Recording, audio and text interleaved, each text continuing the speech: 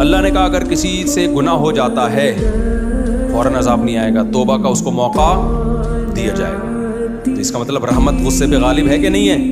پھر اگر دوبارہ ہو گیا دوبارہ چانس دوں گا اس کو، تیسری دفعہ ہو گیا تو تیسری دفعہ چانس دوں گا، چوتھی دفعہ ہو گیا، بولو نا، چوتھی دفعہ چانس، پانچویں دفعہ گناہ ہو گیا، پانچویں دفعہ چانس۔ حدیث میں آتا ہے نا، ایک شخص نے ایک بندے کو قتل کیا، اللہ نے چانس دیا توبہ کر لے، اسے دوبارہ قتل کیا، اللہ نے چانس دیا توبہ کر لے، نہیں کی توبہ، تیسرا بندہ قتل کیا، اللہ نے چانس دیا اب توبہ کر لے، اس نے کہا اس نے نہیں کی توبہ، چوتھا پانچواں، کتنے مار دیے؟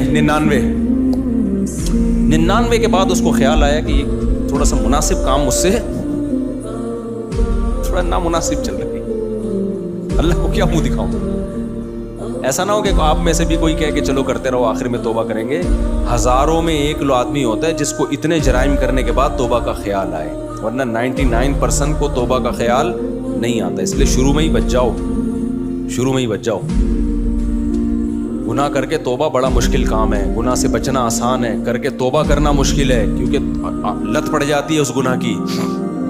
دیکھو جو شراب نہیں پیتے بچے ہوئے ہیں، آسان ہے نا، پی کے چھوڑنا آسان ہے، مشکل ہے؟ مشکل ہے۔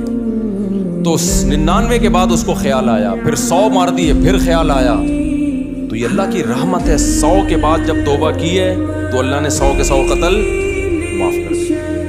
تو رحمت غصے پہ غالب ہے یا نہیں ہے؟ لیکن اللہ نے کہا کہ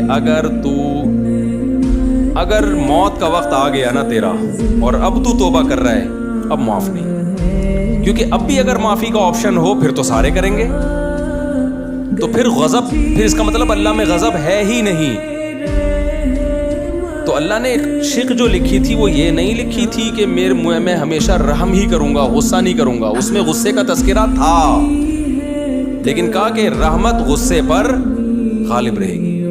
تو اب اگر کوئی موت کے وقت توبہ کرتا ہے، کیونکہ موت کے وقت تو عالم برزخ نظر آنا شروع ہو جاتا ہے، فرشتے اور عذاب آنکھوں سے دیکھنا شروع کر دیتا ہے، دیکھنے کے بعد تو فرعون بھی ایمان لے آیا تھا بھائی، ہزاروں بچوں کا قاتل 20 دفعہ سمجھایا گیا، موسیٰ کلیم اللہ کو بھیجا گیا، اتنے بڑے پیغمبر کو معجزے دکھائے گئے، سب کچھ، اس کی کھوپڑی میں بات نہیں آئی، بتایا کہ اب بھی توبہ کر لے۔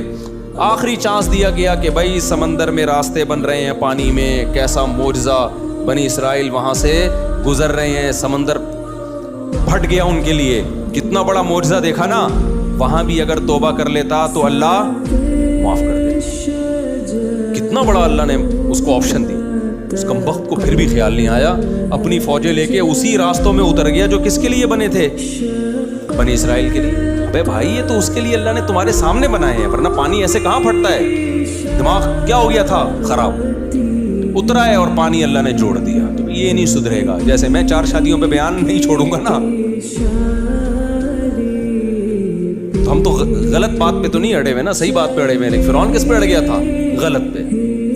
فرشتوں نے بول دیا یہ نہیں سدھرے گا، اور واقعی جو برے لوگ ہوتے ہیں ایک حد تک جانے کے بعد پھر ان میں سدھرنے کا چانس ختم۔ اللہ تو توبہ کے لیے ہر وقت تیار بیٹھا ہے، لیکن بندے کا چانس ختم، بندہ کرتا نہیں ہے توبہ۔